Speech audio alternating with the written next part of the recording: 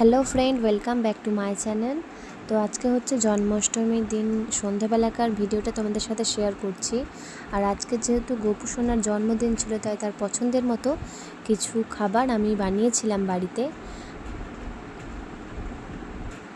তো তারপরে এই যে দেখো, আমি নিজে রেডি হয়ে আমাদের গোপু সোনাকে রেডি করাতে চলে এলাম। আর সকালে যে জামাটা পরিয়েছিলাম সেটা চেঞ্জ করে দিলাম, কারণ ওর জন্য 3টে জামা কিনে আনা হয়েছিল, তার মধ্যে থেকেই আর একটা হলুদ রঙের জামা পরিয়ে নিচ্ছি। তো আর আমার মেয়ে দেখছো বারবার এদিক সেদিক যাওয়া আসা করছে, তার জন্য তার বাবা তাকে খুবই বকাবকি করছিল, কিন্তু ও তো কোনো কথা শুনবে না। এক জায়গায় বসতে বললে বসবেও না, শুনবেও না।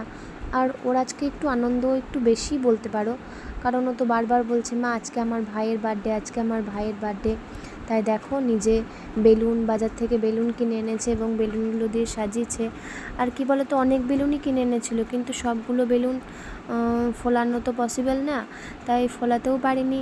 আর ঠিকমতো বেলুনগুলো আঁটছেও না, তাই যতটুকু পেরেছি ততটুকুই দিয়েছি। আর আমরা আমাদের গোপু সোনার জন্য কিছু ফল, তার পছন্দ মতো কিছু মিষ্টি, চকলেট, তালের বড়া, লুচি, তারপরে আলুর দম এবং সুজি বানিয়েছিলাম। এর থেকে বেশি কিছু বানাইনি, আর খুবই কমই বানিয়েছিলাম, কারণ এটা হচ্ছে আমাদের প্রথম বছর। আর আমরা তো তাকে ঠাকুরের মতো তো দেখি না, নিজের ছেলেদের মতোই দেখি, তো তার জন্য এইটুকু ব্যবস্থা করা হয়েছিল। তো তারপরে এই যে দেখো, আমি তোমাদের সাথে বকবক করতে করতে আমার মোটামুটি সাজানোটাও কমপ্লিট হয়ে গেছিলো। আর তোমাদের দাদাভাই বলল যে এই হারটাও পরিয়ে দিতে। আমি প্রথমে বলছিলাম যে না, এই হারটা পরাবো না, তারপর বলল যে না, পরিয়ে দাও।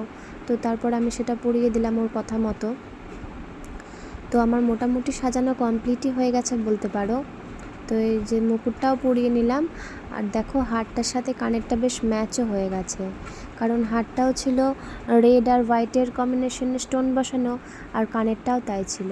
তো আমি তুলতে গিয়ে তো মাথার মুকুটটা খুলেই যাচ্ছিল, তাই তাকে সিংহাসনে বসিয়ে দিলাম।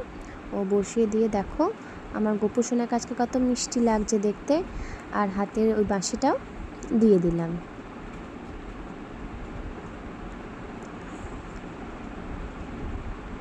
তো এই যে দেখো,